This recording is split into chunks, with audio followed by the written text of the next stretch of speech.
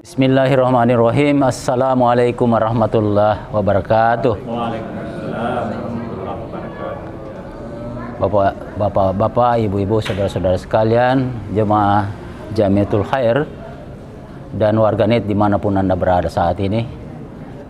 Ya, baiklah, kita lanjutkan kajiannya, yaitu kajian Al-Quran secara tafsiriyah. Adapun surah yang kita bahas adalah surat Al-Lail, dimulai dari ayat 12 sampai ayat 21. Kita harapkan teman-teman yang ada di sini bisa ikut memberi tafsir-tafsir sesuai dengan pengalaman-pengalaman hidupnya dan juga bacaan-bacaan yang selama ini yang telah diperoleh, sehingga kita berbagi ya kepada saudara-saudara kita di netizen, warganet, sehingga ketok tular ini bisa sampai di mana-mana ya. Untuk itu saya akan perlihatkan dulu ayat yang kita bahas berikut ini. Inna alaina lal huda wa inna lana lal akhirata wal ula فأنذرتكم نارا تلظى لا يصلاها إلا الأشقى الذي كذب وتولى وسيجنبها الأتقى الذي يؤتي ماله يتزكى وما لأحد عنده من نعمة تجزى إلا ابتغاء وجه ربه الأعلى ولسوف يرضى. Silakan kepada teman-teman sekalian, siapa yang memulai pertama? Tafadhol. Assalamualaikum warahmatullahi wabarakatuh. Waalaikumsalam warahmatullahi wabarakatuh. Kita telah mendengarkan tadi secara lafaziyah surat Al-Lail dan mulai dari ayat 12 hingga 21, ayat 21. Ini sangat menarik ini. Ini ada tadi yang disebutkan dalam ayat 13. Wa inna lana lal akhirata wal ula. Sesungguhnya atas kami, pada kami akhirat, baru kemudian awal. Ya, awal. Jadi yang dimaksud di sini adalah akhirat dulu baru dunia. Jadi begitu hebatnya itu akhirat ya. Jadi kita menyebutkan di sini yang kedua ula ini karena kita hanya singgah saja. Ya, akhirnya pada akhir kepada akhirat kita akan berjumpa. Kemudian di ayat 15 ini la yaslaha illal ashqa. Tidak, apa itu? Ini apa ha ini apa maksudnya ini ha ini? Barangkali itu yang saya ingin tanyakan Pak. Ayat 15. La yaslaha illal ashqa. Itu ada ha di belakang. Biasanya menunjukkan dia ya, kalau dalam bahasa Arab ya ha itu biasanya menunjukkan perempuan. Bismillahirrahmanirrahim. Berkaitan dengan pertanyaan Pak Nasir, kata ha di sini wa sayujannabuha, ha di sini menggantikan neraka. Ya, jadi dia dijauhkan dari neraka. Nah, ini memang dalam Al-Qur'an, dalam bahasa Arab itu benda itu selalu dibagi dua, muzakkar dan muannas. Tapi tidak ada ciri-cirinya. Jadi tergantung kebiasaan orang Arab itu. Kalau kamar bulan itu termasuk itu muzakkar, sementara matahari itu muannas, perempuan, ya. Tapi tidak ada ciri-cirinya. Kalau manusia kan ada ciri-cirinya, binatang ada ciri-cirinya. Tapi benda itu tidak. Tapi kita hanya mengikuti kebiasaan. Jadi neraka itu kata gantinya perempuan ha, ya neraka itu. Kalau hu itu kata ganti laki-laki muzakkar. Jadi itu tadi itu akan dijauhkan darinya dari neraka. Iya. Assalamualaikum warahmatullahi wabarakatuh. Waalaikumsalam warahmatullahi wabarakatuh. Ini ada kaitannya dengan ayat 19. mengenai pembersihan diri, dan Allah akan membalasnya. Allah akan memperlihatkan sekecil zarah pun, baik yang baik ataupun yang buruk. Terus kira-kira kapankah kita diperlihatkan? Nah, ada penceramah pernah saya dengar bahwa jangan sangka bahwa seseorang itu seperti tersiksa pada saat dia sakaratul maut. Tapi sesungguhnya pada saat itulah mereka diperlihatkan segala yang tidak baik yang pernah dia lakukan. Kemudian itu akan habis dan tinggal kebaikan yang dia akan terima kelak. Nah, baru-baru ini secara ilmiah, Pak, saya membaca suatu penelitian yang meneliti seorang yang sementara dalam sakaratul maut. Ini sepertinya ada relevansinya dengan itu, Pak.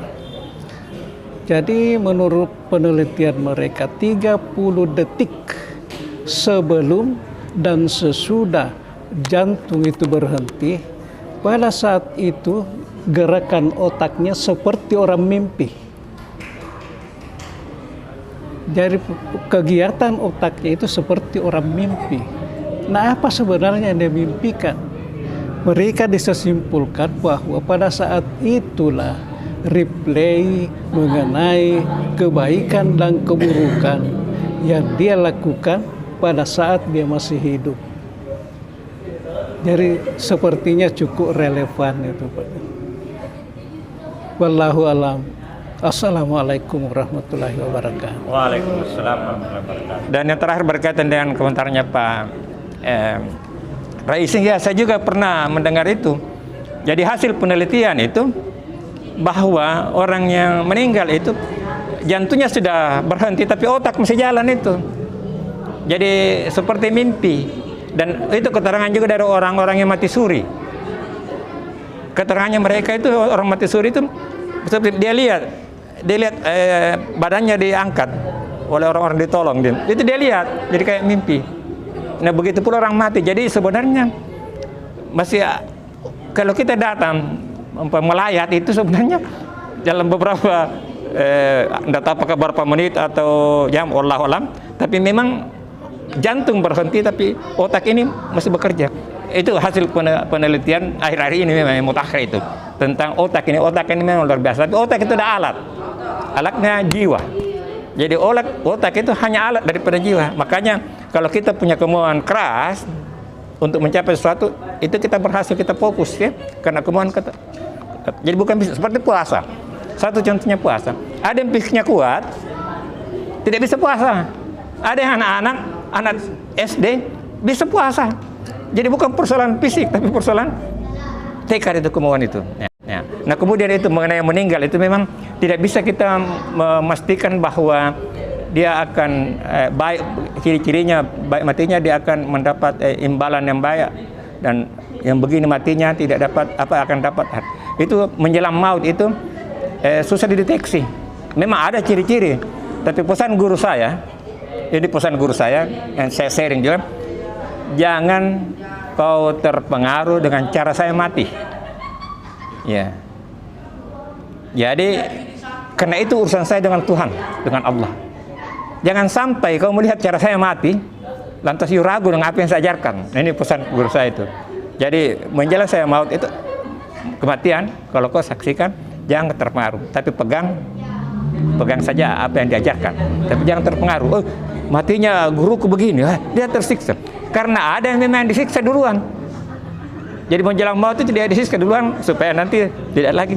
Ada juga yang enak-enak di matinya, tapi dikasih memang nikmat sedikit. Ya, jadi itu. Nah, jadi ini pembelajaran bagi kita. Di saat menjelang maut, memang terjadi hal yang luar biasa. Ada juga yang pernah seorang guru yang rupanya dia sempat hidup, artinya belum mati. Nah, dia berkata lah. Jadi dituntun, dia selalu bilang tidak. Rupanya dia kembali sadar itu iblis yang datang menyerupai orang tuanya, menyerupai anunya, diajak gitu ya. Jadi menjelang maut itu tidak menjadi suatu indikasi bahwa Kita jangan memutuskan itu, hanya Allah yang tahu. Tetapi yang di masa sadarnya saja kita ikuti kata-katanya, ya. Ya, kalau terjadi bagi seorang. Saya kira itu, Pak Bail. Bismillahirrahmanirrahim. Assalamualaikum warahmatullahi wabarakatuh. Alhamdulillah, syukuralillah. Wassalatu wassalamu ala rasulillah. Dari pemaparan tadi, dari ayat 12 sampai 21, kesimpulan pribadi saya menggambarkan bahwa di dunia ini ada dua manusia, kecenderungan dua manusia cenderung memperbanyak harta, menggandakan harta, ya. Kemudian istilahnya kalau yang populer sekarang ada yang namanya pemburu dolar, tetapi enggan untuk mengeluarkan. Ya. Ada juga yang memang memburu dolar, memperbanyak harta, tetapi rajin juga menginfakkan apa yang dia dapatkan. Itu penggambaran yang saya dapat tadi. Kemudian digambarkan lagi selanjutnya bahwa yang rajin membelanjakan itu hartanya akan disiapkan suatu semacam bonus untuk di hari akhirat. Ada bonus. Sebaliknya yang cenderung menumpuk-numpuk saja, memperbanyak dari hari ke hari, berburu dolar, tapi sukar untuk mengeluarkan, itu juga akan ada mendapatkan balasan di hari akhirat. Itu kesimpulan saya yang saya tangkap dari pemaparan Pak Ustaz. Sekian, Assalamualaikum warahmatullahi wabarakatuh. Berkaitan dengan apa yang dikomentarnya Pak Ustaz, memang begitu. Jadi Allah ini menciptakan berpasang-pasangan. Ada kanan kiri, ada baik buruk, ada surga, ada neraka. Memang berpasang-pasangan. Ada orang kaya, dermawan, ada orang kaya, kikir. Ya, jadi memang selalu berpasang-pasangan memang ini penciptaan dunia. Kalau ada dunia, tentu ada akhirat. Nah, begitu ya. Jadi itu. Jadi memang dalam karakter manusia pun berpasang-pasangan. Materi-materi yang ada di sini memang selalu berpasangan, seperti berpasangannya siang dan malam. Jadi ini memang Allah menciptakan berpasang-pasangan. Maka bagi mereka yang mengingkari akhirat, itu sebenarnya mengingkari kodrat alami. Karena kalau ada dunia, pasti ada akhirat. Assalamualaikum warahmatullahi wabarakatuh. Waalaikumsalam. Sehubungan dengan tadi yang Pak Ustaz bilang selalu berpasang-pasangan, tertawa, menangis, mematikan dan menghidupkan. Itu pasangannya Pak ya, laki-laki perempuan. Terus kekayaan bukan kemiskinan Pak. Ada dalam ayat di surat An-Na'am kecukupan. Jadi katanya membuat orang miskin itu diri sendiri, bukan Tuhan. Firman Allah ini katanya. Apakah benar ini Pak anunya, adanya? Jadi kemiskinan, kekayaan itu bukan kemiskinan. Dan dialah yang memberikan kekayaan dan kecukupan. An-Najm 48, surat An-Najm. Ternyata jawaban yang nomor 4 itu kita sudah buruk sangka kepada Allah. Sesungguhnya Allah hanya memberikan kekayaan dan kecukupan kepada hamba-hambanya, bukan kemiskinan seperti yang telah kita sangkakan. Yang menciptakan kemiskinan itu adalah diri kita sendiri. Kemiskinan itu selalu kita bentuk dalam pola pikir kita. Itulah hakikatnya mengapa orang-orang yang pandai bersyukur walaupun hidup cuma pas-pasan, tapi ia tetap bisa tersenyum bahagia. Ya baiklah, ya, saya sedikit tambahkan tentang kehidupan. Ya, kita tahu semua bahwa kehidupan ini memang kita menghadapi banyak hambatan, gangguan, sehingga bisa orang terpleset. Artinya bisa-bisa dia mengarah kepada dunia saja ya, dan dia bisa melupakan akhirat. Padahal Allah Subhanahu wa taala telah menjelaskan dalam ayat 21 ya, bahwa akhirat itu adalah utama. Nah, jadi orientasi berpikir kita dan bertingkah laku sebenarnya selalu berorientasi pada akhirat. Apabila kita ingin mendapatkan dunia dan akhirat. Kalau kita memburu dunia, bisa jadi kita tidak mendapatkan akhirat. Karena daya tarik dunia ini memang sangat sangat menarik ya. Istilah bisnisnya itu seksi, istilah bisnisnya ya. Tapi di istilah agama itu menarik ya perhatian orang. Karena itu pendekatan yang kita perlu lakukan adalah pendekatan akhirat. Setiap apa yang kita lakukan selalu orientasinya kepada akhirat itu supaya kita berbuat kebaikan. Ya.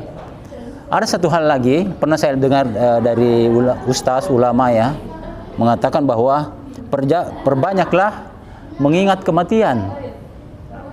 Ya, karena apabila engkau mengingat kematian, pasti kau akan berbuat kebaikan. Bahwa kita tidak tinggal terus-terus di bumi ini. Ya, akhirnya kita akan kembali ke akhirat ya. Karena disitulah wabqa ya. Di situ kekal kehidupan di situ.